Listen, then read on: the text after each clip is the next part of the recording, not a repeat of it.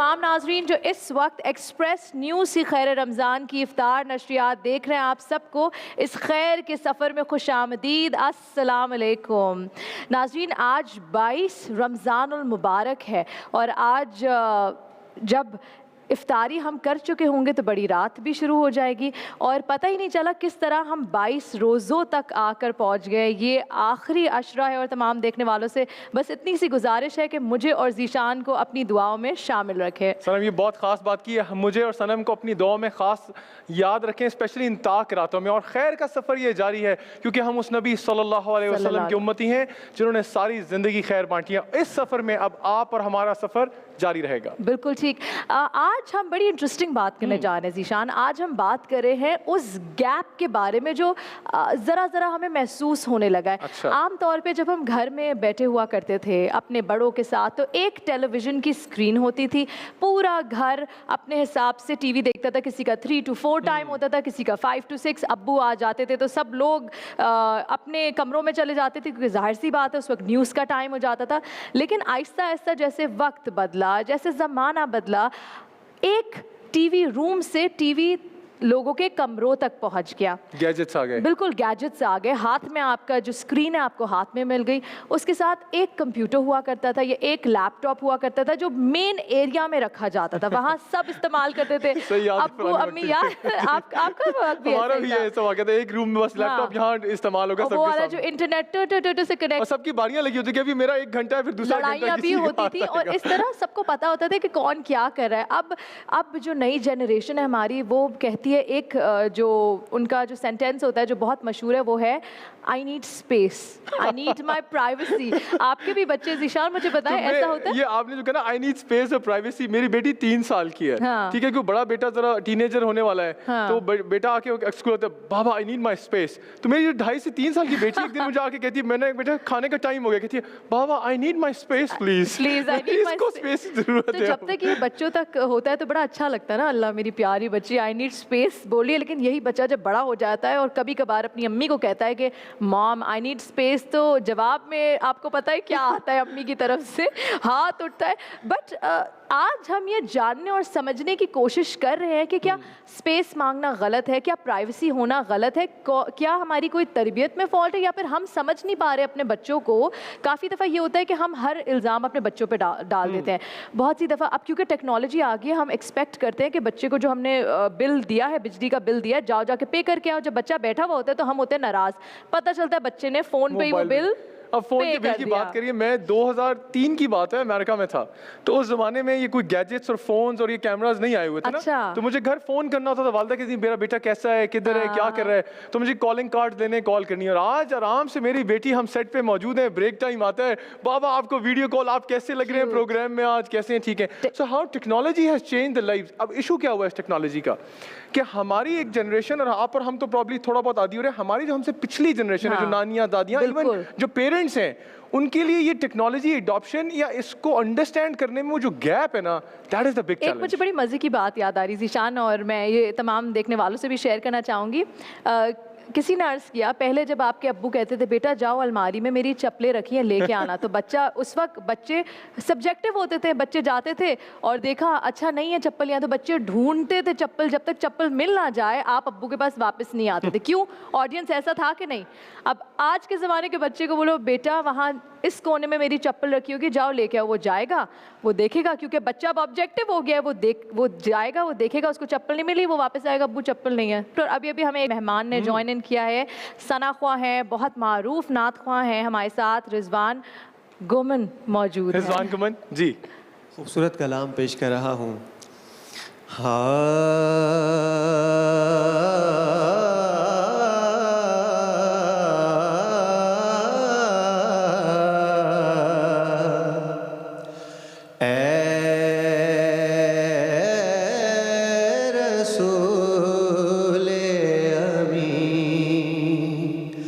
ख़ातमुल मुरसलीन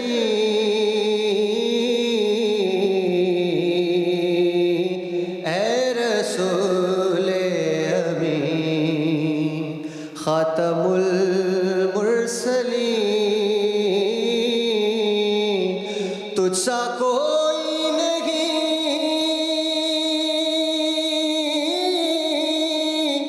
तुझसा कोई नहीं है, अकीदा ये अपना बस को यकीन,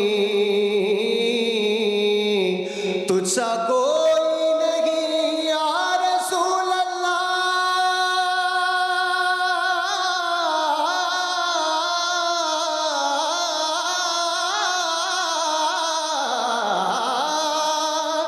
तुझसा कोई नहीं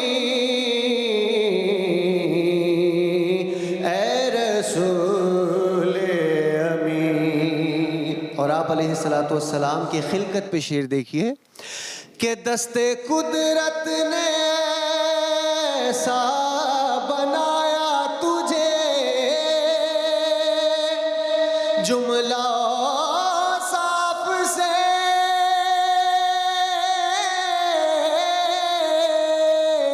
खुद सजाया तुझे,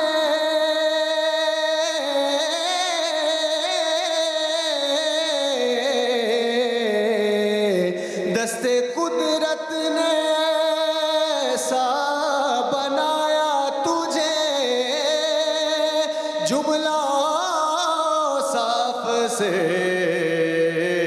खुद सजाया तुझे। ऐ अज़ल के हसी, ऐ अबद के हसी। अगर हम इसको ऐसे पढ़ें कि ऐ अज़ल से हसी, ऐ अबद तक हसी, ऐ अज़ल के हसी, ऐ अबद के हसी, तुझसा कोई नहीं, तुझसा कोई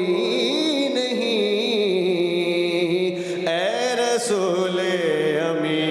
दुनिया में एहतराम के काबिल हैं जितने लोग, मैं सबको मानता हूँ मगर मुस्तफ़ा के बाद, क्योंकि तुझसा कोई नहीं,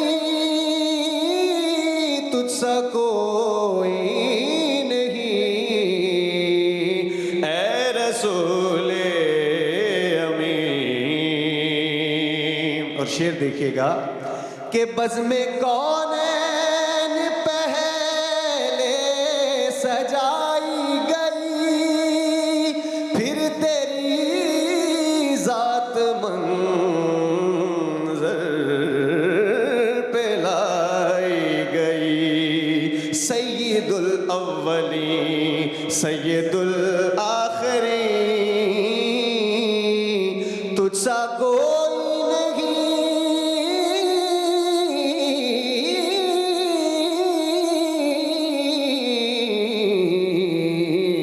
ऐ रसूल अमीन। सुभान अल्लाह, बहुत ही खूबसूरत बात। और जितने नाजरीन देख रहे हैं, जो लोग यहाँ मौजूद हैं, एक बार दरूद शरीफ ज़रूर पढ़ लें। अल्लाहुम्मा सल्ली अला सय्यिदना मुहम्मद व अला आलि सय्यिदना मुहम्मद व बारिक वसल्लम। और यहाँ वक्त हुआ एक छोटी सी ब्रेक का। ब्रेक के बाद हम वापस हाजिर होते हैं। देखते रहिए खैर रमज़ान। अल्लाहुम्मा सल्ली अला सय्यिदिना व मौलाना मुहम्मद। अल्लाहुम्मा सल्ली अला सय्यिदिना व मौलाना। अल्लाहुम्मा सल्ली अला सय्यिदिना व मौलाना मुहम्मद। अल्लाहुम्मा सल्ली अला सय्यिदिना व मौलाना मुहम्मद व अला आलिहि व सहबिहि व बारिक व सल्लिम व बारिक व सल्लिम। हुज़ूर हुजूर पाक सल्लल्लाहु अलैहि वसल्लम की एक हदीस है, उसका मफ़हूम कुछ ऐसा है कि तुम जिस ज़माने में उतारे गए हो वो तुम्हारे लिए बेहतरीन है। तो अक्सर होता क्या है कि हम कहते हैं ज़माना बदल गया है, ज़माना ख़राब है। तो क्या ज़माना ख़राब है, क्या ज़माना बदल गया, या फिर हम हैं जिनको अपने ऊपर काम करने की ज़रूरत है? अब इन सारे सवालों के जवाब हम अपने मेहमानों से लेंगे। हमें हमारे मेहमानों ने ज्वाइन इन कर लिया। मेरे साथ यहाँ मौजूद हैं प्रोफेसर मैमूना मुर्तज़ा मलिक, मेरे लिए मैमूना आपा, मारूफ स्कॉलर हैं, दिलनशी अंदाज़ गुफ्तगू की मालिक हैं। आपके साथ मौजूद हैं सईदा नरजिस फ़ातिमा, स्कॉलर हैं, दिलनशी अंदाज़ में अहले बैत का जिक्र करती हैं। अस्सलाम वालेकुम। अस्सलाम वालेकुम। और हमारे साथ यहाँ पर मौजूद हैं डॉक्टर महबूब बुखारी साहब, जामिया कराची से मुंसलिक हैं, असिस्टेंट प्रोफेसर हैं डिपार्टमेंट ऑफ फिलासफी में। और हमारे साथ डॉक्टर आमिर अब्दुल्ला मोहम्मदी साहब हैं, चेयरमैन हैं इत्तेहाद बैनुल मुस्लिमीन काउंसिल के और गर्ल्स अरबिक गर्ल्स कॉलेज के प्रिंसिपल भी हैं। अस्सलाम वालेकुम। कैसे हैं आप? ठीक ठाक हैं? आपका काफ़ी दिनों से हमें इंतज़ार था, अगर अब आ गए हमारे पास। हम मिस कर रहे थे इनको। मिस कर रहे थे, बिल्कुल बिल्कुल। रोज़ मिलने की आदत हो जाती है तो कोई भी एक नहीं दिखता चेहरा तो दिल चाहता है कि आ जाए वो। अच्छा, तो आज हम बात करें आपा तरबियत की भी इसमें बात आ जाएगी। आज हम सिंपल लफ्ज़ों में बात करें जो जनरेशन गैप हो गया है। बड़ों को बच्चे नहीं समझ आ रहे, बच्चों को बड़े नहीं समझ आ रहे, तो कसूर है किसका? बिस्मिल्लाहिर्रहमानिर्रहीम। असल में कसूर हमारे ज़र्फ़ का है। जैसे कि सैयदना अली मुर्तज़ा रज़ी अल्लाह ताला अन्हु का कौल है कि हमें अपने ज़माने को आने वाले नौजवानों के ऊपर थोपना नहीं चाहिए। जो जब पैदा होता है वो उस अपनी एनवायरनमेंट के हिसाब से जीता है तो उसे वो स्पेस देनी चाहिए। देखिए, जब हम छोटे थे तो हमें इस बात की इजाज़त भी नहीं थी और हम इसका तसव्वुर भी नहीं कर सकते थे कि हम बड़ों को गलत सोच भी सकें, समझ भी सकें। ऐसा ही है। हमारे असातिज़ा कराम हों, वालिदैन हों, दादी दादा, नानी नाना या बुज़ुर्गों में से कोई भी, हत्ता कि हमारे मोहल्ले में जो हमारे वालिदैन के दोस्त भी होते थे वो भी हमें टोक देते थे और हम पर यह वाजिब था कि हम उनका भी एहतराम करें और बुरा भी ना मानें। उफ भी नहीं कह सकते थे, बिल्कुल ठीक है ना। अब आजकल के पेरेंट्स जो नई नस्ल के हैं वो भी इस बात को पसंद नहीं करते, इसे प्राइवेसी का नाम देते हैं और वो भी नहीं चाहते कि उन्हें टोका जाए। और बच्चे भी ये बात लेकर पैदा हुए, एक अना है उनके अंदर, एक उनका मिजाज है, उनको उनके मिजाज के मुताबिक समझाना जो है वो वैसे पड़ता है और मैं समझती हूँ ये ज़रूरी भी है। देखिए, हर दौर में अच्छाइयाँ और बुराइयाँ चलती रही हैं, तो इस दौर में जो बड़ी अच्छाई है वो ये है कि जहन भी खुले हैं और रास्ते भी खुले हैं। तो बुजुर्गों को भी हमें, यानी जो हमारा बचपन था, हमें अब अपने बच्चों पर वो थोपना जो है वो बनता ही नहीं। अब देखिए, हम गैजेट्स वाले ज़माने में पैदा ही नहीं हुए, हमें आज भी नहीं वो यूज़ करने आते, हम अपने बच्चों से सीख लेते हैं। सीखना कोई बुरी बात नहीं, हम उनसे पूछ लेते हैं। जी, हमारे साथ डॉक्टर साहब मौजूद हैं। डॉक्टर साहब, ये बताइए, आपने इतनी अच्छी बात की, मैं चाहता हूँ कि एक छोटा सा ये बता दें कि दीन में इसके क्या अहकामात हैं, क्योंकि वहाँ से हम स्टार्ट करते हैं और फिर करंट मसाइल पर आ जाएंगे कि दीन में अहादीस मुबारका की रोशनी में इन दो जनरेशन्स के दरमियान गुफ्तगू के क्या आदाब है। क्योंकि सॉरी, मेरी बेटी को अगर आप कुछ कहना तो मेरी वाइफ को बोलता हूँ, यार मैं तो अपने पेरेंट्स को ऐसे जवाब नहीं देता था, ये पता नहीं इस तरह के, dad I can't do this. हमने तो कभी ऐसे नहीं किया कि अपने पेरेंट्स को उनके मुंह पर जवाब दे दें, सर झुका कर आंखें। ज़ीशान बिल्कुल ठीक कह रहे हैं। आपकी बेटी से मुझे भी याद पड़ता है, अगर लाया को कुछ बोल दो ना, can you get this, sorry mama I am busy, तो ये हम सोच भी तसव्वुर नहीं होता था। तो ये थोड़ा सा ज़रा इसके बारे में भी हमें बताएं। बिस्मिल्लाहिर्रहमानिर्रहीम। बहुत ही अच्छे उन्वान पर आज आपने गुफ्तगू रखी है। बात यह है कि नबी करीम सल्लल्लाहु अलैहि वसल्लम की जो एक ख़ास खुसूसियत थी वो ये थी कि आपके जो मोहब्बत करने वाले थे वो सिर्फ बुज़ुर्ग ही नहीं थे, समझदार, आकिल और दाना लोग ही नहीं थे, बल्कि बच्चे भी आपसे प्यार करते थे। और इसकी वजह ये थी कि आप उनकी सतह पर उतर कर उनसे बात करते थे। वगरना नबी करीम सल्लम का जो मकाम बुलंद है कि जिब्रील भी उनसे इजाज़त लेकर उनकी खिदमत में हाजिर होते हैं, आप इमामुल अंबिया हैं, तो आप तो एक सुल्तान और बादशाह की तरह ऑर्डर करते, लेकिन आप हमेशा लोगों से मशवरा लेने वाले अंदाज में बात करते थे। फिर आप ही सल्लल्लाहु अलैहि वसल्लम हैं, एक मशहूर सहाबी का नाम आता है कि अबू उमैर उनको कहा जाता था। तो उनका एक ममूला था, छोटा सा परिंदा, वो फौत हो गया, मर गया, जिससे वो दिल बहलाते थे। तो हुजूर उनके पास आए और उनका गम दूर करने के लिए बहुत ही मासूमाना अंदाज में और जिस तरह बच्चे बच्चों से बातें करते हैं, फरमाया, या अबा उमैर मा फ़अलन नुग़ैर, क्या हुआ तुम्हारे उस ममूले का। यानी वो एक जी। वज़न के एतबार से आपने वो खूबसूरत जुमला इरशाद फरमाया। इसी तरह हज़रत अबू हुरैरा रज़ी अल्लाह तआला अन्हु लेटे हुए हैं और उनकी आस्तीनों, क्योंकि गशी है, भूख और प्यास का आलम है, तो उनकी आस्तीनों में बिल्लियाँ आकर छुप रही हैं साया ढूंढने के लिए। तो आपने उनको कह लिया, हाँ भाई बिल्ली वाले क्या हाल है। अच्छा, कहीं हज़रत अली आकर ज़मीन पर लेट गए हैं तो आका अलैहिस्सलाम उन्हें उठाते हैं, अरे भाई मट्टी वाले उठो ना, या अबा तुराब कुम या अबा तुराब। तो ये इस तरह प्यार, तो वो इतने प्यारे लगे उन्हें वो नाम कि उन्होंने अपनी कुन्नियत ही वो रख ली। अच्छा। फिर नबी करीम सल्लल्लाहु अलैहि वसल्लम की खिदमत में हज़रत अनस ने 10 साल आपकी खिदमत की। वो फरमाते हैं कभी आपने मुझसे ये नहीं फरमाया कि तुमने ऐसा क्यों किया, और कभी ये नहीं कहा कि तुमने ऐसा क्यों नहीं किया। यहाँ तक कि कभी आप मुझे किसी काम से भेजते और मैं बच्चा था, बच्चों के खेल कूद को देखने लग जाता, आप मुझे ढूंढते हुए आते और कंधे पे हाथ रख के कहते, अनस हमने तुम्हें किसी काम से भेजा था ना। तो यानी आप जो बात कर रहे हैं वो तरबियत की बात कर रहे हैं और वो शफकत की और उस और फिर कॉन्वर्सेशन मैं आपकी इजाज़त से की। एक जुमला और इजाफा कर दूं, हुजूर ने फरमाया अकरिमू औलादकुम, यानी तकरीम सिर्फ बुजुर्गों की नहीं करनी है, अच्छा, बल्कि औलाद की भी तकरीम भी करनी है। बिल्कुल। आप औलाद की तकरीम करेंगे तो फिर रिवर्स में औलाद भी आपकी तकरीम करेगी। डॉक्टर साहब, हमारे दीन में हज़रत पाक सल्लल्लाहु अलैहि वसल्लम ने ये भी फरमाया हुआ है कि बड़ों को भी बच्चों की इज़्ज़त करनी है और बच्चों को भी बड़ों का ख्याल रखना है। तो हमारे साथ यहाँ सईदा नरजिस भी मौजूद है। मुझे बताएं, अब क्योंकि आपने सवाल उठाया कि क्यों नहीं किया, क्यों नहीं, तो एक जगह बहुत सारा होता है। जब आप शादी करके आप जाते हैं नए घर में, तो नई फैमिली आपकी होती है, वहाँ आपकी सास भी होती है, तो बहुत ज़्यादा आपसे एक्सपेक्टेशंस भी होती हैं। तो कहते हैं ना कि चलो, जैसे आपा ने कुछ दिन पहले मुझसे बड़ी प्यारी बात की कि देखो ये जो रिश्ता होता है बहुत खूबसूरत होता है, बहुत नाजुक भी होता है।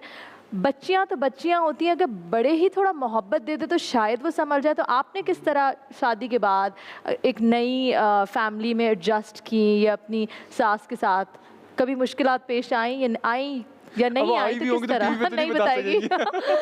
टीवी पे नहीं बताएगी। औज़ुबिल्लाहिमिनश्शैतानिर्रजीम, बिस्मिल्लाहिर्रहमानिर्रहीम। सनम, देखिए बात सारी ये है कि जो कि हमारे दीन इस्लाम भी हमें एक मैसेज और पैगाम देता है, और कुरान का सबसे इम्पॉर्टेंट मैसेज भी यही है कि मोहब्बत की बात करो, मोहब्बत से बात करो। बिल्कुल। अपना दिल बड़ा करना पड़ता है, जगह देनी पड़ती है, स्पेस देनी पड़ती है, और एक्सेप्टेंस होनी चाहिए हमारे अंदर। अगर हम सामने वाले रिश्ते को एक्सेप्ट करते हैं तो ही हम उसको दिल से कबूल कर पाते हैं, और यही मामलात सारे रिश्तों में भी होते हैं। अब जैसे बच्चों की बात हो रही है, तो बच्चों के लिए सबसे मुफ्ती साहब ने बहुत ही अच्छी बात की कि सिर्फ बड़ों की रिस्पेक्ट नहीं है, छोटे बच्चे की भी उतनी ही रिस्पेक्ट है। आज अगर हम उसको गलत तरीके से बात कर रहे हैं तो ये उसकी मेमोरी में सेव हो रहा है। बच्चा अनकॉन्शियस माइंड से चल रहा होता है 0 to 3 to 6 ईयर्स, तो वो सिर्फ ऑब्जर्वेशन पे होता है, वो सिर्फ ऑब्जर्व कर रहा होता है, सिर्फ रिकॉर्डिंग चल रही होती है उसके दिमाग में। हम जो बोल रहे होते हैं ना, बेटा ये अच्छी बात है, ऐसे करना चाहिए, ऐसे करना चाहिए, नहीं, बच्चा सिर्फ वो देख रहा होता है कि हम जो कर रहे हैं, मैं बड़ों से कैसे बात कर रही हूँ, मैं अपने उस्ताद से कैसे बात कर रही हूँ, मैं अपने रिश्तों को कैसे लेके चल रही हूँ। अगर मोहब्बत और प्यार से चल रही हूँ तो मेरी बेटी मुझे देख रही है।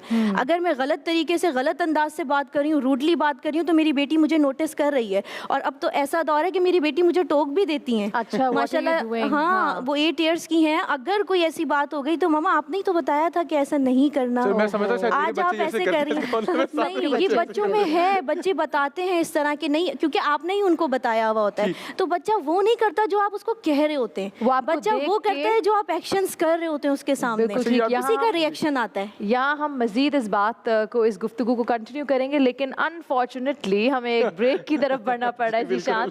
ब्रेक के बाद हम वापस हाजिर होंगे। डॉक्टर महबूब भी हमारे साथ यहाँ मौजूद हैं। एक छोटी सी ब्रेक पे जाते हैं, देखते रहिए खैर रमज़ान।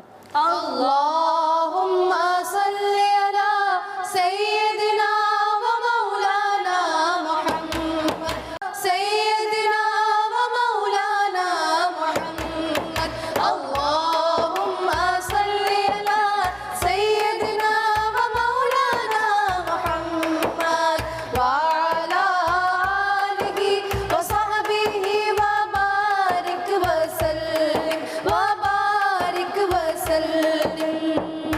एक्सप्रेस न्यूज़ की खैर रमज़ान ट्रांसमिशन में एक बार फिर खुश आमदीद। और इस वक्त बहुत ही इंटरेस्टिंग टॉपिक डिस्कस हो रहा है, जनरेशन गैप का, और हमारे साथ हमारे पैनलिस्ट स्कॉलर्स भी मौजूद हैं। और हम ये बात कर रहे हैं कि आज की नस्ल और पुरानी जनरेशन में जो ये डिफरेंसेस आ रहे हैं, इसका क्या हाल है। हमारे साथ डॉक्टर बुखारी मौजूद हैं।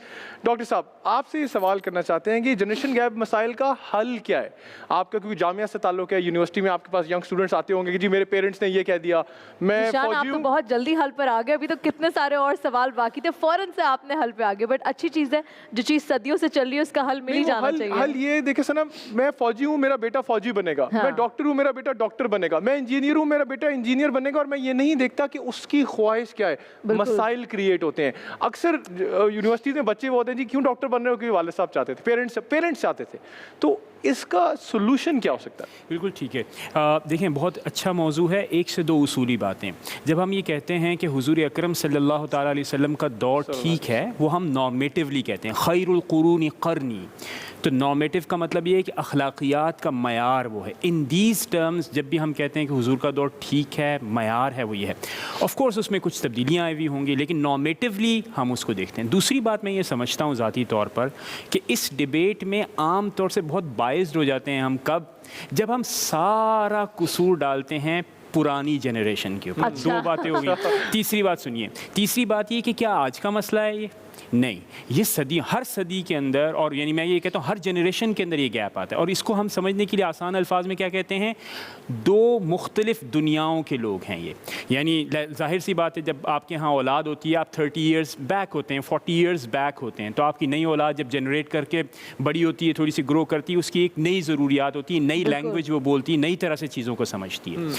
तो ये मसाइल हमेशा से रहे हैं। अब सवाल ये पैदा होता है कि कसूर किसका है? मेरी ज़ाती राय में कसूर दोनों का ही होता है, लेकिन बड़े होने की जिम्मेदारी बड़ों को लेनी है। लिहाजा इफ़ द प्रॉब्लम एग्जिस्ट्स, मैं ये समझता हूँ, मैं जिम्मेदारी लेता हूँ। फोर्थ इंडस्ट्रियल रेवोल्यूशन आ गई ना, आप जो बात करेंगे गैप नहीं है, हम जो जितनी टेक्नोलॉजी आ गई आपके हमारे बुजुर्गों के ज़माने में नहीं थी, तो उस वजह से काफ़ी मसाइल भी क्रिएट होते हैं। मैं वही कह बिल्कुल, रहा अब हूँ, हर बच्चे जनरेशन इतने में अवेयर हो गए हर चीज़ के हवाले बिल्कुल से, सही है। कुछ सवाल तो वो ऐसे होते हैं कि पेरेंट्स भी कहते हैं जी, गूगल करके आपको हाँ, बताते हैं, research रुको। सही है। अच्छा, तो बुनियादी तौर पे ये गैप जो है ना, ये कम्युनिकेशन का गैप होता है। अच्छा, Communication इसमें gap। एक और बात भी जो बड़ी अहम है, वो ये है कि मिसाल के तौर पर हम ये कहें कि जिम्मेदारी किसने लेनी है, तो बड़ी जनरेशन ने लेनी है, ठीक है।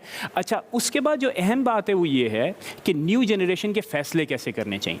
तो हम पेरेंट्स को सिखाना है अगले बच्चों को कि डिसीजंस में मॉडरेशन कैसे करनी चाहिए। तो पेरेंट्स को अपने स्टैंडर्ड से थोड़ा सा नीचे आना है, मॉडरेट करना है, बच्चों को डिसिप्लिन करना है, but at the same time जो चीज़ मैं फील करता हूँ क्लासरूम इन्वायरमेंट के अंदर, वो क्या है कि हमारी नई जनरेशन भी, मेरा ये ख्याल है कि उसको भी कुछ सीखने की ज़रूरत है, और जो हम नहीं करें। और उसकी वजह क्या है? Technological innovation. आप ये देखिए कि पुराने ज़माने में, जिस ज़माने की आप बात कर रहे हैं, हम दोनों मेरा ख्याल है एक ही उम्र के होंगे तकरीबन, तो मैं ये कहना चाह रहा हूँ, हाँ चलो बिल्कुल, मुझे खुशी होगी कि मैं बड़ा हूँ, तो मैं ये कहना चाह रहा हूँ कि हमारे पेरेंट्स हमें निस्बतन ज़्यादा वक्त देते थे जितना आज हम देते हैं। हमारे बच्चे मोबाइल पर ज़्यादा वक्त सर्व करते हैं, इसकी वजह से एक गैप आया है, कम्युनिकेशन नहीं है। The moment we would start communicating with our kids, with the new generation, इंशाल्लाह ताला, हाँ, चीज़ें बेहतर होंगी। डॉक्टर महबूब और तमाम देखने वालों को ये भी कहना चाहूँगी, जैसे एक वक्त में बड़े स्ट्रिक्ट टीचर्स होते थे ना, तो आप कांपते थे क्लास में जाने से पहले, फिर वक्त थोड़ा चेंज हुआ, अब टीचर्स आपके दोस्त बनने लगे, तो फिर आपको मज़ा आने लगा, टीचर से बात खुल करके बात करते थे। अब वही वक्त आ गया जब पेरेंट्स आपकी, जैसे मेरे पेरेंट्स मेरे दोस्त थे, तो मेरे अब्बू हमेशा मुझे कहते थे कभी कुछ भी कर लो मुझे बताना, कोई भी गलती हो जाए मुझे बताना। तो वो जो कॉन्फिडेंस मुझे उन्होंने दिया ना, उसकी वजह से भी एक जो गैप है वो कम होता है। दोस्ती वाली बात आपने इतनी अच्छी की, मेरी वाइफ हमेशा कहती है कि ज़ीशान, अगर आप अपने बेटे या बेटी के दोस्त ना बन सके ना, यही दोस्ती किसी और से लगाएगा और अपने सीक्रेट्स वहाँ शेयर करेगा, आपसे नहीं बेहतर है करेगा। कि हमारे साथ कर ले। आप हमारे साथ यहाँ मौजूद है। आप मुझे देखें, आप सास भी हैं, ठीक है, आपकी बेटी भी है, आपका बेटा भी है, तो आपने दोनों वो चीज़ें एक्सपीरियंस की हुई हैं। बहुत सी दफ़ा क्या होता है, जब शादी करके बच्चियाँ नए घर जाती हैं, तो इतने सारे एक्सपेक्टेशंस होते हैं कि भाई ये लो चाबी ले लो, आज से घर की जिम्मेदारी तुम्हारी, आज से किचन की जिम्मेदारी तुम्हारी, इतनी सारी जिम्मेदारी। जैसे ब्रेक में डॉक्टर साहब ने बोला कि वो 50-60 ईयर्स का जो एक्सपीरियंस होता है, वो बेचारी 20-22-25 साल की लड़की के ऊपर वो डाल देते हैं, और फिर वो एक्सपेक्ट करते हैं कि पूरा उतरे। जब मेरी शादी हुई थी तो मैंने तो कह दिया था भाई नहीं, मैं किसी की अम्मा को अम्मा नहीं कह सकती, मतलब मैं दिल से नहीं कहूँगी तो क्या फ़ायदा। तो मैं आंटी भी नहीं, मैं कुछ कहती नहीं थी कसाम की अम्मा को, मैं जी आप करती थी। मैंने नोटिस किया कि मैं जब सुबह सुबह शो के लिए अपने जाती थी, तो अलाया को उनके पास ड्रॉप, एक हाथ से मैं अलाया देती थी, दूसरे हाथ से मुझे एक वो एल्युमिनियम फॉइल का एक वो देती थी, हाँ, ब्रेकफास्ट देती थी। उसमें मैं कहूँ इसकी क्या ज़रूरत, मुझे मिलता है, मगर नहीं। अब वो रोज़ाना ही होने लगा। मैं कहूँ कि यार ये मेरी अम्मा है नहीं, सही है। मेरी बेटी, चलो ये दादी भले लगती हैं, फिर भी ये इतनी मोहब्बत से करने के बावजूद जिस तरह अपने बेटे के लिए वो नाश्ता बनाती है उस तरह मेरे लिए भी बनाती है। तो उनकी जो मोहब्बत है ना, उनने मुझे मजबूर कर दिया। मैंने उनको कहा एक दिन खाने के टेबल पे, मैंने कहा अम्मा, मैंने सोचा था मैं किसी और की अम्मा को अम्मा नहींकह सकती, लेकिन आप इतना मुझे प्यार करने लगी तो मैं मजबूर हो गई आपको माँ कहने पे। तो हाउ इम्पोर्टेंट इज़ इट कि बड़ों की तरफ से आए तो वो बच्चों को खींचता है वो मोहब्बत। देखिए, बात आपने वही कही है जो मैं कहना चाह रही हूँ कि बड़े तजर्बाकार होते हैं, अच्छा बुरा वक्त सब देख चुके होते हैं, और बड़ों को अल्लाह ताला ने इतना ज़र्फ़, इतनी मोहब्बत दी होती है कि वो अपनी तरफ खींच लें। और मोहब्बत बहुत बड़ा हथियार है, बहुत ही बड़ा हथियार है कि मैं समझती हूँ कि अगर आप किसी को, यानी इससे बड़ी क्या बात होगी कि आप जानवर को अपना बना लेते हैं। बिल्कुल, ये पेट क्या है, आप जानवर को भी अपना बना लेते हैं। तो हाँ। इंसान जो है वो अपनी मोहब्बत से, अपने रवैये से अगर जानवर को अपना बना सकता है तो इंसान के बच्चे को बनाते हुए कितनी देर लगेगी। दूसरी बात ये है कि आप अगर अपना दिल बड़ा रखते हैं ना, वेलकमिंग होते हैं, आप दूसरों को अडॉप्ट कर लेते हैं, इतने फ्लेक्सिबल हों कि सिर्फ यही नहीं कि आप इम्पोज करें, भाई ये मुझे सिखाया गया है, ये मुझे पता है और मैं ही ठीक हूँ, मैं अक्लेकुल हूँ और आपको यही करना है। अगर आप ये करते हैं तो दूसरा फ़ौरन ही डिफेंसिव पे जाके खेलने लग जाता है। आप क्या करती हैं? मैं मशवरा लेती हूँ बच्चों से भी, और मैं अपनी राय दे देती हूँ। मुझे मेरे वालिद से यही तरबियत मिली है। बहू के साथ बताएं, बहू के साथ क्या है? बहू को तो मैं नहीं डांटती, बहू के साथ पर तो मेरी बेटी और बेटा जो है ना वैसे एहतजाज करते हैं कि मैं अपने बच्चों के साथ स्ट्रिक्ट माँ थी और दोस्त भी थी, लेकिन मैं डिसिप्लिन में बहुत सख्त रही हूँ, उस्ताद भी और माँ भी। हाँ, ठीक है, लेकिन मैंने अपने दामाद को भी कभी नहीं डांटा और बहू को भी कभी नहीं डांटा। अच्छा, जो डांटने वाले, अगर हमारे मेरे ख्याल से सास ससुरी बहू और दामाद वाला मोहब्बत का रिश्ता कर लेना, हमारे बहुत सारे मसाइल ऑटोमेटिकली वो ये होता है कि मैं उनके सामने अपने बच्चों को डांटती हूँ, उनको नहीं डांटती। तो आपा जब आप अपने बच्चों को डांटती हो वो उधर ही यूं जाते हो कि हाय हाय हाय, अब आप हमारी बारी। नहीं नहीं, मेरी बहू मेरी बहुत अच्छी दोस्त है। I know, आप उनके लिए चीजें, मेरी बहू मेरी मैं कह सकती हूँ कि वन ऑफ बेस्ट फ्रेंड है। माशाल्लाह, व्हाट अ ब्यूटीफुल रिश्ता। और यहाँ हमारे साथ डॉक्टर साहब मौजूद है। डॉक्टर साहब, जब शादी का वक्त आता है तो कभी कभार होता है कि बच्चा कहता है कि अम्मा या अब्बू मुझे ये पसंद है, वाइस वर्सा जब कभी कभार लड़कियां भी कहती हैं, तो उसमें पेरेंट्स का बड़ा इन्वॉल्वमेंट होता है, ज़रूर होना भी चाहिए, लेकिन किस हद तक? काफ़ी दफ़ा तो बहुत ही प्रॉब्लम हो जाती है। देखिए, अपनी मर्जी, खलील जिब्रान का एक कौल है, उन्होंने कहा था कि हम अपने बच्चों से मोहब्बत तो कर सकते हैं लेकिन उनको अपने ख्यालात नहीं दे सकते। तो आपकी पसंद है कि आप चाहते हैं कि आपकी बहन की बेटी आ जाए आपकी बहू बनकर, या वालिद चाहते हैं कि उनकी बहन की बेटी आ जाए। उसके अलावा कभी कभी पेरेंट्स ये भी तो चाहते हैं अपने बच्चों को प्रोटेक्ट करना, उनको लगता है शायद ये लाइफ पार्टनर सही नहीं होगी तो ये होगी। तो इसके लिए मुशावरत बहुत ही बेहतरीन जरिया है, काउंसलिंग बेहतरीन जरिया है। मैं ये समझता हूँ कि जो जनरेशन गैप असल में है, आसान मिसाल के ज़रिए अगर हम समझे इसे, कि वालिदैन इस तरफ बैठे हैं और उनके बच्चे उस तरफ बैठे हैं, एक ही हिंसा है, हम उसे 6 पढ़ रहे हैं और वो उसे 9 पढ़ रहे हैं। हाँ, बिल्कुल। ज़रूरत है कि या तो बच्चों को अपने पास ले आइए या आप बच्चों की सतह पर चले जाइए। और बेहतरीन तरीका ये होता है कि माँ बाप मशवरा दें। आप देखिए, अल्लाह रब्बुल आलमीन सारी कायनात अकेले इक़्तिदार रखते हैं, वो जो चाहे कर सकते हैं, यानी वो हमें चाहे किसी भी राह पर लगा दे, उन्होंने नहीं लगाया, उन्होंने हमें शऊर दिया, समझ दी, दोनों रास्ते दिखा दिए, इस पर चलोगे तो ये बेनिफिट्स हैं, इस पर चलोगे तो ये नुकसानात हैं। एक छोटी सी ब्रेक पे जाते हैं, देखते रहिए खैर रमज़ान। अल्लाहुम्मा सल्ली अला सय्यिदिना व मौलाना मुहम्मद, अल्लाहुम्मा सल्ली अला सय्यिदिना व मौलाना, अल्लाहुम्मा सल्ली अला सय्यिदिना व मौलाना मुहम्मद व अला आलिहि व सहबिहि व बारिक व सल्लिम व बारिक व सल्लिम। खैर की तलब और खैर के तलाश के सफ़र में आप हमारे साथ यहाँ मौजूद है। आज हम बात करें जनरेशन गैप के हवाले से। आज हम बात करें कि क्या हमें अपनी तरबियत को बहुत स्ट्रॉन्ग करना चाहिए और तरबियत के निज़ाम को बेहतर बनाना चाहिए, और ये जनरेशन गैप क्या फिर उसमें कम हो सकती है। हमारे साथ हमारे मेहमान यहाँ मौजूद है, डॉक्टर महबूब भी यहाँ मौजूद है। डॉक्टर महबूब, आपसे यही सवाल है जो देखने वालों से सवाल था, क्या तरबियत में कमी रह रही है, तरबियत को स्ट्रॉन्ग करना चाहिए या फिर सिंपल बड़ों को भी समझने की ज़रूरत है? देखिए, बुनियादी तौर पे जो बात है वो ये है कि जैसे कि अभी हमने रिपोर्ट वगैरह में भी देखा कि 21st सेंचुरी और 20th सेंचुरी की तरबियत के अंदाज़ में फ़र्क है। अगर हमने गैप कब करना है जो इस वक्त क्राइसिस में है, तो हमें ये देखना पड़ेगा दोनों जनरेशन्स में कमियां क्या हैं। तो हमने अभी देखा, रिसर्च हमें ये बताती है कि 21st सेंचुरी की जो जनरेशन है उसमें बहुत ज़्यादा खुदसरी है, they are lazy but they are open and creative. इसके साथ साथ जो 20th सेंचुरी के लोग हैं, दे वर hard working, though they were conservative, so they have to be very open.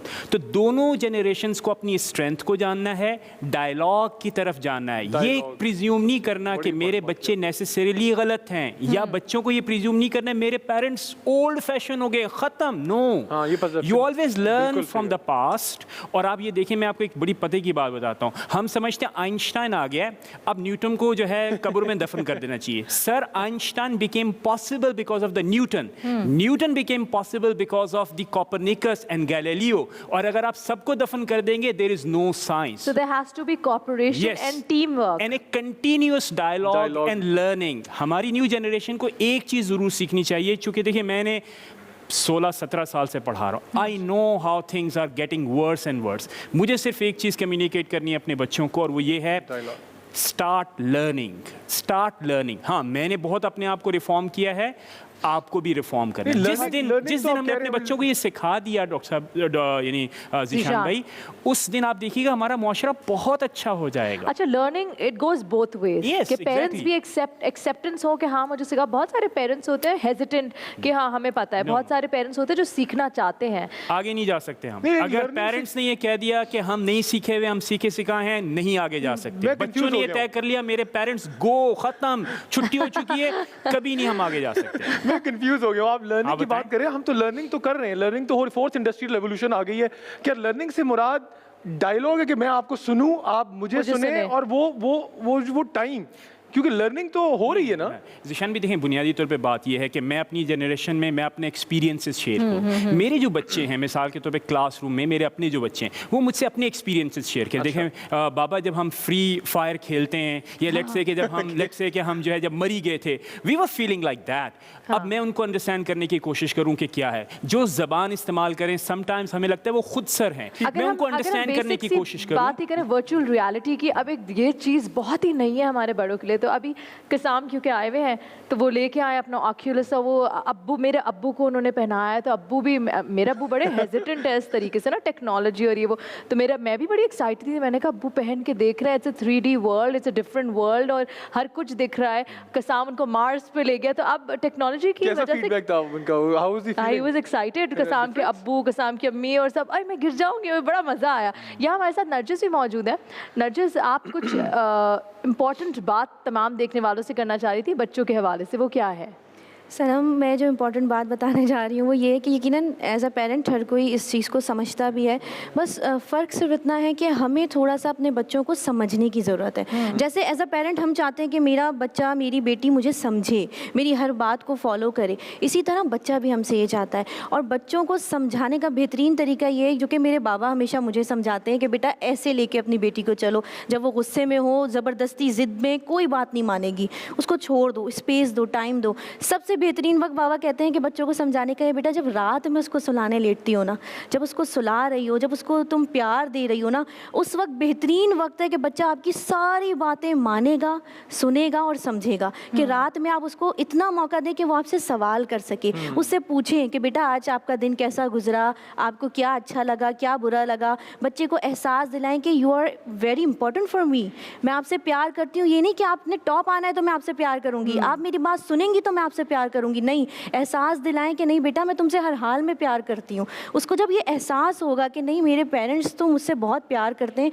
और जब हम उसको मौका देंगे कि हम उसको समझें, हमें सुनना है, ये नहीं हम फ़ोन लिए हुए कह रहे हैं हाँ बेटा बताओ क्या हुआ आज के दिन, और ऐसा ही होता है, ऐसा हमें उसको सुनना है। बच्चा चाहता है कि हम उसके आई टू आई देखें, हम उसको सुने। मेरी बेटी चाहती है कि अब सब छोड़े, हम मुझे फोकस करें। अगर हम ऐसे ऐसे सुन रहे हैं, हाँ बताओ मैं काम कर रही हूँ, तो नहीं, वो कहना ही नहीं उसे, वो चली जाएगी। इतनी अच्छी बात है ज़ीशान। मुझे भी, मैं अलाया को कुरान क्लासेस पे लेके जाती हूँ तो वहाँ उनका एक एनुअल फंक्शन था जो मुझे बड़ा पसंद आया कि वैसे कुरान क्लासेस में कहाँ होता है एनुअल फंक्शन। तो वहाँ एनुअल फंक्शन था जिस पे जब वहाँ हुमा नजम आई तो उन्होंने बोला आप सब माएँ, अल्लाह ताला ने आपको जन्नत दी है, आपने मांगी नहीं फिर भी अल्लाह ताला ने आपको दे दी, बाय डिफ़ॉल्ट दे दी, आप कितनी खुशकिस्मत है आप सब। तो हमने कहा हाँ अल्लाह का शुक्र है। फिर कहती हैं देखिए जो 3 वक्त है ना वो आप बच्चे को ज़रूर दें और आप ख़ुद दें, माँ दें, क्योंकि आपके और बच्चे के का बॉन्डिंग का वक्त है। एक खाना खिलाते वक्त, एक बच्चे को नहलाते वक्त, किसी और को ना इजाज़त दें, भले आपके पास मुलाजिम है जो भी है हेल्प के लिए ठीक, लेकिन ये आपका और बच्चे का टाइम है। और रात को सोते वक्त ये आपकी बॉन्डिंग क्रिएट सर करना ये हर बात वक्त। चल रही है। जी जी जी बताइए। मैंने कहा बहुत अच्छी मिसाल दी। मैं यही कहता हूँ कि देखें ये वो टाइम है जब आप क्लोज बॉन्डिंग है, टच आप बच्चे को कर सकते हैं और बच्चा आपकी तवज्जो का मरकज़ बनता है, आप बच्चे की तवज्जो का मरकज़ बनते हैं। ये है वो फार्मूला।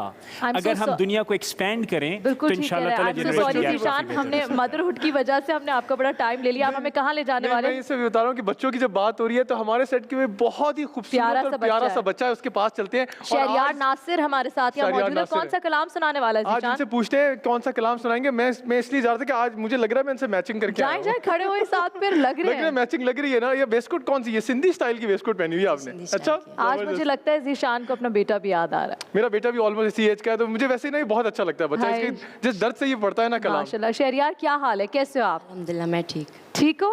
अफ्तारी अच्छी खा रहे हो? जी। सब मजे में है? जी। आज कौन सा कलाम सुनाने वाले हैं? सुना रहा हूँ करम के बादल बरस रहे हैं। करम के बादल बरस रहे हैं। जी।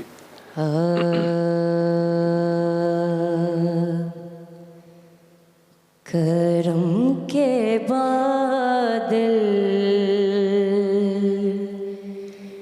बरस रहे हैं, दिलों की खेती हरी भरी है। ये कौन आया के जिक्र जिसका नगर नगर है, गली गली है। दिए दिलों के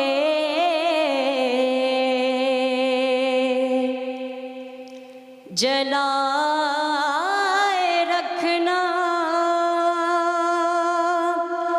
नबी की महफिल सजाए।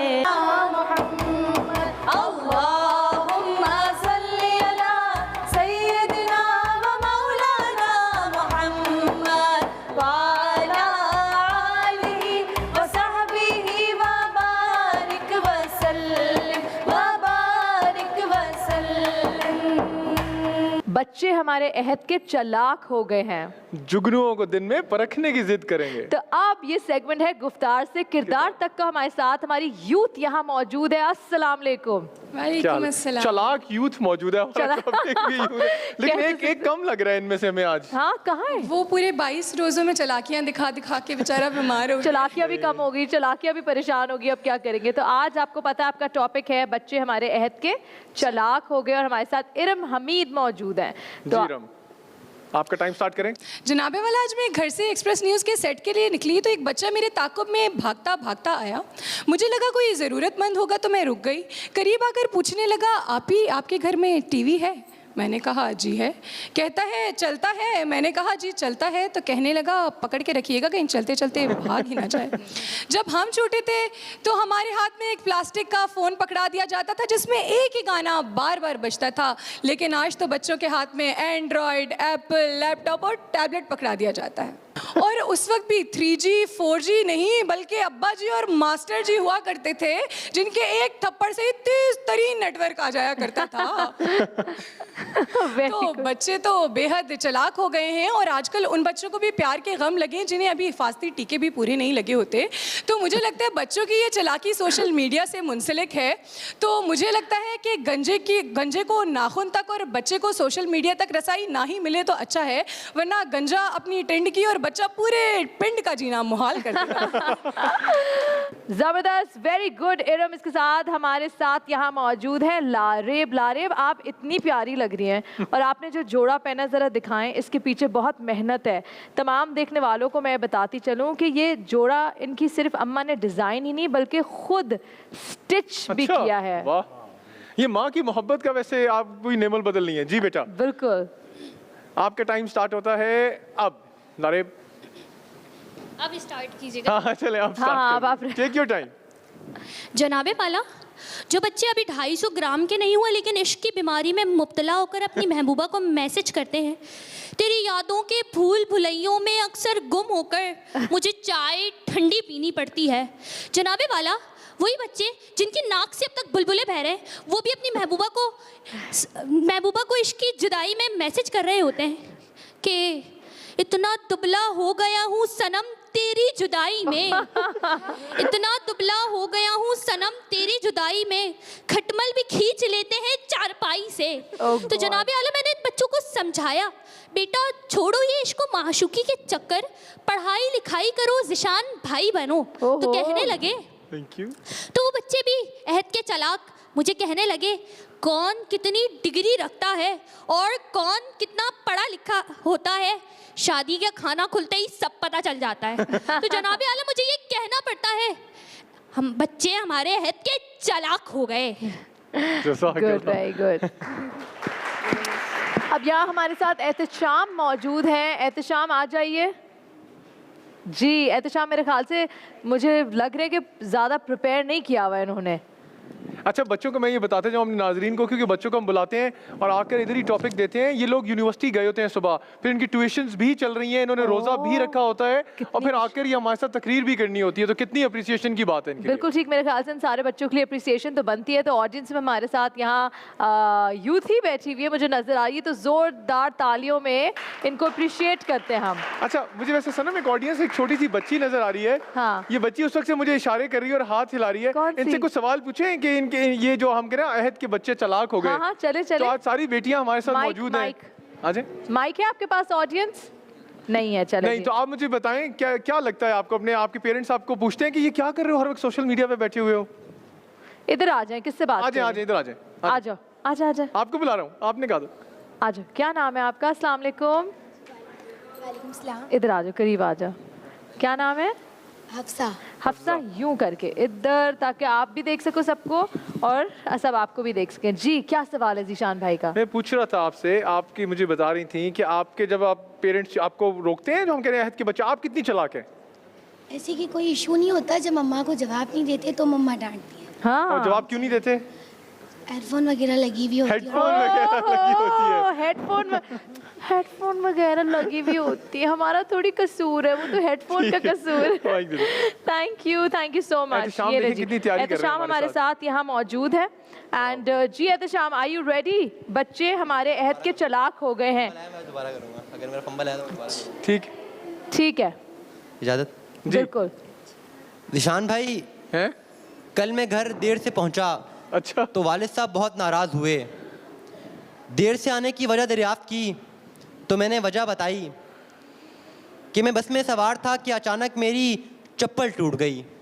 और चप्पल तो मोची सीता है, सीता तो दर्जी भी है, दर्जी तो कपड़े सीता है और कपड़े तो रंग बिरंगे होते हैं। रंग बिरंगा तो लोटा होता है और लोटा तो वॉशरूम में होता है, वॉशरूम में तो टूटी भी होती है और टूटी तो लोहे की होती है और लोहे की तो इस्त्री होती है और इस्त्री तो गर्म होती है और गर्म तो कस्टर्ड भी होता है और कस्टर्ड तो पीला होता है और पीला तो अंडा होता है और पीला तो चूजा होता है और पीला तो चूजा होता है, चूजा तो अंडे से निकलता है, अंडा तो सफ़ेद होता है, सफ़ेद तो दूध होता है और दूध तो गाय देती है, गाय तो लाल होती है और लाल तो गुलाब होता है। गुलाब में तो कांटे होते हैं और कांटे तो मछली में भी होते हैं और मछली तो पानी में होती है और पानी में तो कश्ती चलती है और चलती तो बस भी। और बस से मुझे याद आया कि कल बस में आते हुए मेरी चप्पल टूट गई। वालिद साहब ये सुनकर बहुत हैरान हुए और मुस्कुराकर कहने लगे कि बच्चे हमारे अहद के चालाक हो गए। शर्मा जी, आपने सुना होगा ये कहावत सुनी होगी कि बच्चे दो ही अच्छे, मगर अपने साथी मुकर्रिर को देखकर अंदाज़ा होता है कि बच्चा एक ही अच्छा, क्योंकि वो चालाक हो ना हो 120 गज के प्लॉट ज़रूर हैं कि बच्चे हमारे अहद के चालाक हो गए,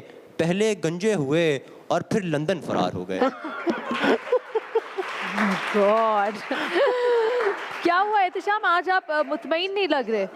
माइक स्टेज पे आते हुए तकरीर लिखी है मैंने। स्टेज पे आते हाँ से यहाँ पे स्टेज पे आते हुए तकरीर लिखी है मैंने। अभी लिख रहा था जब बात कर रहे अच्छा, यहाँ से लेके यहाँ तक मतलब कोई 5 सेकंड के अंदर आपने सब सोचा, लिखा और फौरन से डिलीवर किया। बस मैंने 2 लाइनें लिखी हैं और आगे कनेक्ट किया उसको। क्या देखें, बात है, क्या जोरदार बात है। तालियां एहतिशाम के लिए। इतने ब्रिलियंट चिल्ड्रन ये लोग, ये बच्चे हमारे इतने ब्रिलियंट है माशाल्लाह। डॉक्टर साहब, ये यूनिवर्सिटी में जाएंगे तो बाकी जो बेचारे बच्चे हो तो परेशान हो जाएंगे कौन बच्चे पोजीशन और डिस्टिंक्शन लेके जा रहे हैं।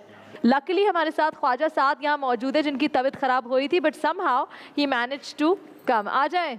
आज हमारे पास कंटेस्टेंट्स टूट के आ रहे हैं और ऐसा लग रहा है अपने ही घर में घूम रहे हैं। क्या ही बात है क्या ही बात है। आज सामने को इतने ईज हो गए, इतने तबीयत ईजी कैसी हो है, ठीक है गए। अब आपकी? जी बेहतर है। क्या हो गया? क्या हुआ?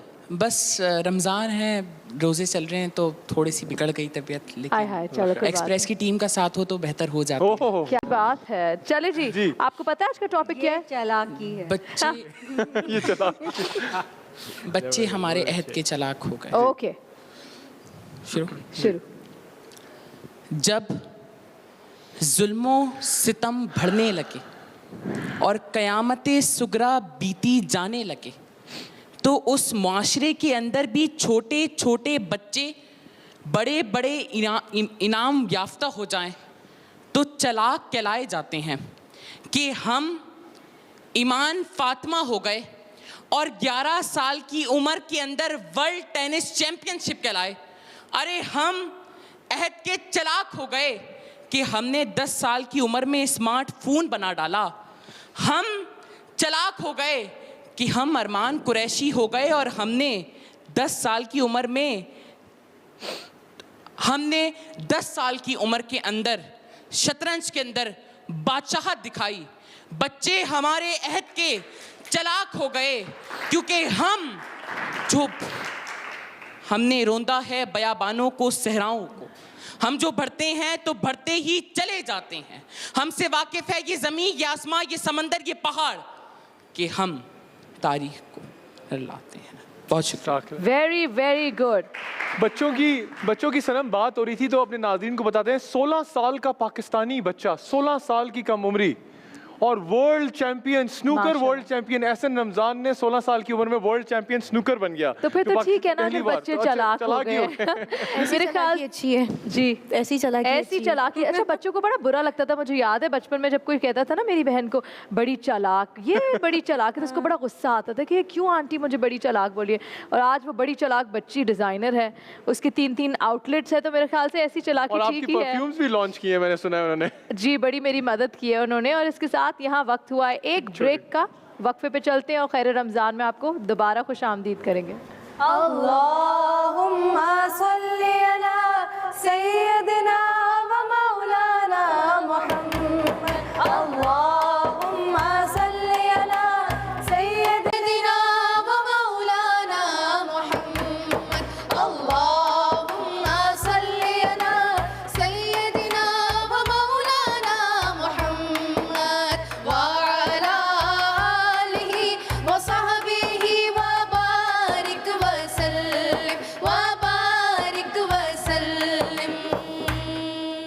खैर रमज़ान में खुश आमदीद। और आज हम में रंग कायनात में बात करने जा रहे हैं हज़रत उम्मे सनान के हवाले से। आप एक्सपर्ट भी थी मेडिसिन में, आपने जंग में भी शिरकत की, ज़ख्मियों की मरहम पट्टी भी किया करती थी। आप इनके बारे में बताएं, इनकी सीरत के बारे में हमें बताएं। बिस्मिल्लाहिर्रहमानिर्रहीम। ये सहाबिया बहुत मोहब्बत करती थी रसूल अकरम सल्लल्लाहु अलैहि वसल्लम से, और एक बार आई और कहने लगी या रसूल अल्लाह, मैं बहुत शर्माती हुई आई हूँ कि मुझे आपसे एक इल्तिजा करनी है, कुछ मांगना है। तो आप सल्लल्लाहु अलैहि वसल्लम ने इनसे पूछे बगैर कि आपको क्या हाजत है, आपने फरमाया अगर थोड़ी सी बेनियाजी बरतो तो अल्लाह तुम्हें गनी कर देगा, यानी सवाल ना करो। अच्छा, सवाल ना करो, इंतज़ार कर लो तो अल्लाह ताला तुम्हें गनी कर देगा। तो कहती हैं कि मैंने फिर सवाल नहीं किया और कुछ ही अरसे में अल्लाह ने मुझे कैसे गनी किया। तो इन्होंने फ़ौरन ही तीर अंदाजी घुड़सवारी की ट्रेनिंग लेना शुरू की और फिर ख़वातीन को वो ट्रेनिंग देना भी शुरू कर दी। अच्छा। और जब खैबर का ज़माना आया तो ये फिर आई और कहने लगी कि मुझे आपके साथ जाना है, मैं ज़ख्मियों की मरहम पट्टी बहुत अच्छी कर सकती हूँ। तो आपने फरमाया कि तुम्हारे कबीले, ये बनु असलम कबीले की थी जिनसे आप सल्लल्लाहु अलैहि वसल्लम को बहुत मोहब्बत थी। तो आप फरमाने लगे कि तुम्हारे कबीले की और भी ख़वातीन आके मुझसे यही इजाज़त लेकर गई हैं, चाहो तो उनके साथ रुको और चाहो तो मेरी ज़ौजा उम्मे सलमा साथ जा रही हैं, उनके साथ भी रुक सकते हैं। और फिर वापसी पर इन्हें माले गनीमत से हिस्सा दिया गया, क्योंकि आप सल्लल्लाहु अलैहि वसल्लम ने इन्हें खैबर में तमाम मुजाहिदों का साथ देते देखा, ज़ख्मियों की मरहम पट्टी में भी देखा, और ये घुड़सवारी भी इन्होंने की उसमें, और इन्होंने तलवार भी हाथ में उठाई। तो आपने इन्हें माले गनीमत देने का भी सोचा। ये वो सहाबिया थीं कि जब ये लौट कर आई वापस तो आप सल्लल्लाहु अलैहि वसल्लम ने इनको ऊँटनी तोहफे में उम्मे सलमा के ज़रिए भेजी, और इन्होंने उस ऊँटनी को बेचा तो इनके पास पैसे आ गए। तो इन्हें याद आया कि रसूल पाक सल्लल्लाहु अलैहि वसल्लम ने फरमाया था कि थोड़ा सा सब्र कर लो, थोड़ी सी बेनियाजी बरतो तो अल्लाह गनी कर देगा। तो अल्लाह ने मुझे गना भी अता की और माल भी अता किया। माल भी अता किया। डॉक्टर साहब आप हमारे साथ मौजूद हैं, आपा जैसे बात कर रही थी तिब में और फिर वो सब्र की तलकीन, कितना खूबसूरत एक हमें रोल मॉडल मिलता है हमारी ख़वातीन को और पूरी सोसाइटी को। तो इसके बारे में हमें थोड़ा सा और बताएं आप। देखिए, हमारे यहाँ समझा जाता है कि अगर मज़हब से आपने ताल्लुक़ जोड़ना है तो खुदा न खास्ता औरतों को आपने पीछे करना होगा और औरतों की सलाहियतों से फ़ायदा नहीं उठाना होगा। लेकिन जब हम कुरान करीम को देखते हैं तो कुरान करीम में भी अल्लाह रब्बुल आलमीन औरतों को मुखातिब फरमाते हैं। हालांकि जब मुज़क्कर का सीगा इस्तेमाल किया जाए तो उसमें ख़ुद ब खुद औरतें शामिल होती हैं, लेकिन जब औरतों ने ही आकर कहा कि परवरदिगार हमारा जिक्र क्यों नहीं फरमाते, तो आपने एक ही बात अल्लाह रब्बुल आलमीन ने दो तरह फरमाई, इन्नल मुमिनीना वल मुमिनात वल मुस्लिमीना वल मुस्लिमात, एक ही बात को दोनों अंदाज में, ताकि औरतों को क़यामत तक आने वाली औरतों को पता चले कि अल्लाह रब्बुल आलमीन मर्दों का ही नहीं बल्कि औरतों का भी रब है। और जिस तरह मर्दों को ऊपर उसने कुछ फ़राइज़ रखे हैं, औरतों पर भी फ़राइज़ रखे हैं। यहाँ जिस तरह आपने फरमाया कि उम्मे सनान रज़ी अल्लाह ताला अन्हा की सलाहियतों से हुज़ूर करीम सल्लल्लाहु अलैहि वसल्लम ने फ़ायदा उठाया, बल्कि आपके कबीले में ख़ास मरहम वगैरह दवा तैयार की जाती थी, उसको भी आपने प्रोमोट किया और कहा कि और भी औरतें जाना चाहती हैं लेकिन मैं चाहता हूँ तुम चलो। और फिर उनको ख़ास प्रोटोकॉल दिया कि तुम उम्मे सलमा के साथ यानी हुजूर की ज़ौजा मोहतरमा के साथ चलो। तो आज हमारे माशरे में जिस चीज़ की ज़रूरत है वो ये है कि इस्लाम ने जितने हुकूक़ औरतों को दिए हैं वो हुकूक़ उन्हें दिए जाएँ, और जितनी जिम्मेदारियां मर्दों पर रखी हैं मर्दों पर वो जिम्मेदारियां डाली जाएँ। मैं अगर ये बात इस तरह करूँ, और सनम आपा आप भी हैं, कि आजकल तो डिग्रियां आ गई ना, हम कहते हैं हम डॉक्टर हैं, हम इंजीनियर हैं, हम फौज में हैं, तो ये सारे काम तो उस वक्त हो रहे थे, यानी वो उस जमाने के डॉक्टर थे, उस जमाने के वो डॉक्टर थे, उस जमाने के वो इंजीनियर्स थे, वो उस जमाने के फौज में जाने वाले थे, आर्म फोर्सेस में। तो इसका मतलब है कि ये चीजें उनको किसी ने रोका नहीं, ना उनके शौहर ने, ना किसी ने उस वक्त रोकने की कुछ।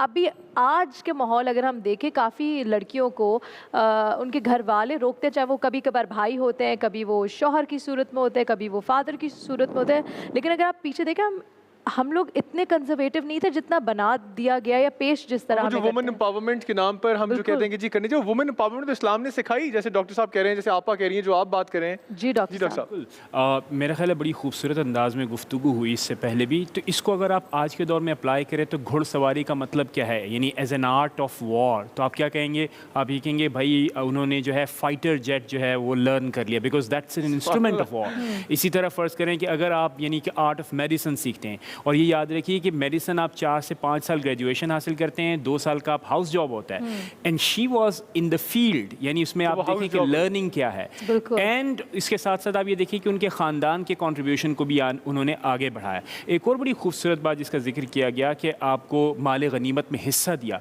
It was an official recognition कि आपने बाकायदा पार्टिसिपेट किया है, and this is how we treat man एक तो- and this is how you will be treated और एज एक तो अलाउ किया, पार्टिसिपेट करने के लिए, सेकंडली रिकग्नाइज किया, फिर वो जो इक्वालिटी की जो आप बात कर रहे कि बिल्कुल मर्दों के Exactly, साथ साथ। बिल्कुल, बिल्कुल। नरजिस, आप भी कुछ ऐड करना चाहती हैं हज़रत उम्मे सिनान के बारे में रज़ी अल्लाह ताला अन्हा? जी बिल्कुल ज़रूर।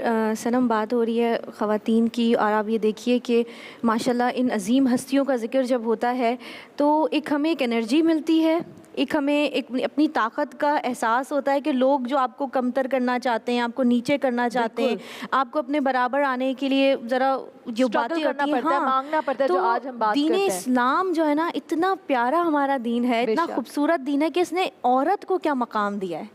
आप ये देखिए कि दीन इस्लाम में जो औरत को मकाम और मंजिलत दी गई है ना, वो किसी और दीन में नहीं दी गई। बेशक। और यही वजह ये इन हस्तियों की जो मेहनत चली आ रही है, आज मैं और आप यहाँ बैठ के अपने हुकूक बयान कर रहे हैं, तो ये इन अजीम हस्तियों के सदक़े में है।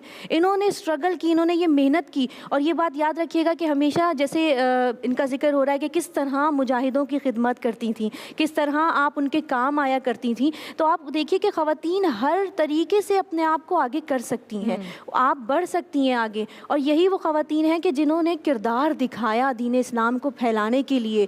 आप एक मुजाहिद के पीछे देखें एक माँ का किरदार, एक मुजाहिद के पीछे देखें उसकी ज़ौजा का किरदार, एक मुजाहिद के पीछे उसकी बहन का किरदार देखें, उसकी बेटी का किरदार देखें। इन हस्तियों को देखें तो हमें सबक भी मिलता है। और माशरे में जो ये फजूलियात, ये जो बातें फैल रही हैं, सिवाय इसके कि मतलब मोहब्बत और सुकून बर्बाद हो इंसान का, तो आप इन हस्तियों से एक मैसेज ले सकते हैं कि किस तरह आप देखें बीबी फातिमा ज़हरा अपने बाबा की जब वो आते थे तो किस तरह ज़ख्मों पे मरहम रखती थी। मौलाए कायनात जब आते थे जंग से तो आप उनकी तलवार को साफ़ किया करती थी, आप उनके ज़ख्मों पे मरहम रखा करती थी। हमने सुना कि हुज़ूर पाक सल्लल्लाहु अलैहि वसल्लम ने कभी मना किया हो औरतों कि ये ना सीखो, ये वो ना सीखो। यहाँ तमाम देखने वालों को, जितनी भी हमारी पाक फ़ौज की माएँ हैं, उनको सलाम पेश करते हैं हम कि किस तरह हम यहाँ सुकून और आराम से टेलीविज़न पे बैठकर अपनी राय बयान कर रहे हैं। वो इसलिए है क्योंकि हमारी जो पाक फ़ौज है वो हमारे लिए इतनी मेहनत कर रही है, इतनी कुर्बानियाँ दे रही है। और सनम, अब पाक फौज में हमारी बेटियां भी शामिल हो गई हैं माशाल्लाह से। पाक फौज में अभी जो पीएफ हमारी जो एयरफोर्स है उसमें भी शामिल हो गई है, नेवी में भी शामिल है माशाल्लाह से। अब जो 23 मार्च की जो परेड गुजरी थी पिछले महीने, उसमें भी उनकी पार्टिसिपेशन आपने भी वो तस्वीर देखी थी जिसमें नेवी, आर्म फोर्सेस, सारे आर्म फोर्सेस में से एक रिप्रेजेंटेशन थी, कितना प्यारा अच्छा लग रहा था। बिल्कुल सही। यहाँ हम मजीद अपनी गुफ्तगू जारी रखेंगे, लेकिन इस वक्त मैं उधर जा रही हूँ उन प्यारी प्यारी लड़कियों के पास जो इंतज़ार कर रही है कि हमारी बारी कब आएगी। और अब वक्त है, कहाँ जाने का वक्त है मुझे बताओ? ब्रेक, जोर से बोलो। छोटे से ब्रेक। ब्रेक का वक्त है, तो चलते हैं दुरूद पाक के साथ। अल्लाहुम्मा सल्ली अला सय्यदिना व मौलाना मुहम्मद। अल्लाहुम्मा सल्ली अला सय्यदिना व मौलाना मुहम्मद व सय्यदिना व मौलाना मुहम्मद। होते हैं और बच्चों की अपनी एक सोच और फ़िक्र होती है, वालिदैन से ज़्यादा उनका कोई मुखलिस नहीं होता, लेकिन बहरहाल उनकी अपनी एक आज़ादी फ़िक्र होती है। और बच्चे वालिदैन की प्रॉपर्टी नहीं होते हैं, बल्कि अल्लाह की तरफ से कुछ अरसे के लिए उनके पास अमानत होते हैं, और अल्लाह ताला वालिदैन से उस अमानत के बारे में सवाल पूछेगा अगर वो मिसयूज़ हो गए। तो होने की चाहिए, जिस तरह मैं मिसाल दे रहा था और आपने कोई और वो फिर रिपोर्ट दिखा दी थी आपने, और फिर बाद में मुझे सवाल भी नहीं पूछा तो मैं चाहता हूँ अभी उसका मुकम्मल कर लूँ अपनी बात कि बदमाश बच्चे कितने बदमाश हो गए। 6 और 9 का जो मसला है उसके हल की ज़रूरत है असल में। ठीक कि माँ बाप या तो बच्चों के साथ जाकर बैठे ताकि वो जो मसले की नौयत और मसले की कैफियत है वो एक आंख से दिख सके लेवल पे। जी। और फिर वालिदैन को चाहिए कि अपनी मर्जी थोपने के बजाय बच्चों को राय दें, बच्चों को मशवरा दें, अपने तजर्बात शेयर करें। फिर बच्चों को इख्तियार है, वो इसे चुने या उसे चुने। बच्चे जब देखेंगे कि अगर माँ बाप की बात मानी जाती तो शायद हमें फ़ायदा होता, तो यकीनन फिर आइंदा कहेंगे आप बताएं कि क्या करना है। क्या करना है? जी डॉक्टर साहब, मेरी तरफ से तो ये है कि जैसे हज़रत ने बड़ी अच्छी मिसाल दी 6 और 9 की। सिर्फ सीखने की बात यह है कि कभी कोई एक चीज़ बाज़ औक़ात नहीं होती, यानी जो मैं 6 सीख चुका हूँ, बाज़ औक़ात ये यकीनी होगा शायद मैंने गलत सीखा हो, ठीक है, लेकिन ये कैसे मुमकिन होगा? जब आगे वाला भी मुझे दलील देगा, मैं भी उसे दलील दूंगा। और सीखना सिर्फ मेरी ज़िम्मेदारी नहीं है, हमारे नए बच्चों को भी सीखना है, मुझे भी सीखना है। और कोई शख्स कभी मुकम्मल सीखा हुआ नहीं होता है। दुनिया इसी तजर्बात का नाम है। आप सीखते हैं, आप दूसरों की हेल्प करते हैं। जब आप सवाल उठाएंगे तो फिर आगे से जो जवाब आएगा वो होगा। लेकिन एक बात की मैं ये ज़रूर चाहूँगा, हर जमहूरियत पर लेक्चर देने वाला दरअसल अक्सर औकात तो मैंने यही देखा है, वो जमहूरियत कुछ यूँ होता है कि वो स्ट्रक्चर पनपने नहीं देता। हर सवाल के उठाने के ऊपर दलील देने वाला शख्स आमतौर से सवाल कुछ होता है कि वो सवाल उठने ही नहीं देता। हम बुज़ुर्गों की ज़िम्मेदारी ये है उस स्ट्रक्चर को भी फैसिलिटेट करें और बात करने का मौका दें। मुझे ऐसा महसूस होता है हम अपने बच्चों को वो मौका भी नहीं दे रहे कि वो बात करें। Where is the space? आप मुझे बताएं, यानी आप अपने बच्चों के साथ टाइम स्पेंड करते हैं, मैं करता हूँ, वेयर इज़ दैट स्पेस जहाँ पर हम हमारे बच्चे के okay let's today we want to talk on that. इसके साथ ट्रांसमिशन के इख्तिताम का वक्त हो गया। हमारे साथ रिजवान यहाँ मौजूद है। रिजवान, आपसे दुआया कलाम का दरख्वास्त करेंगे। एक ऐसा दुआया कलाम पेश कर रहा हूँ जो हर बंदे की ज़ुबान पर आम रहता है। तो मैं चाहता हूँ हाज़रीन और सामईन जितने इस वक्त मौजूद हैं, सुन रहे हैं, सब इस कलाम में शामिल हों।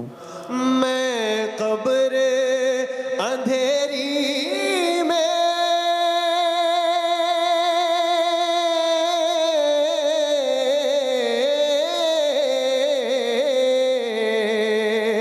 घबराऊंगा जब तन्हा, इमदाद मेरी करने आ जाना मेरे आका, इमदाद मेरी करने आ जाना रसूल अल्लाह, रोशन मेरी तुर्बत को लिल्लाह ज़रा करना, जब वक्त नज़ा आए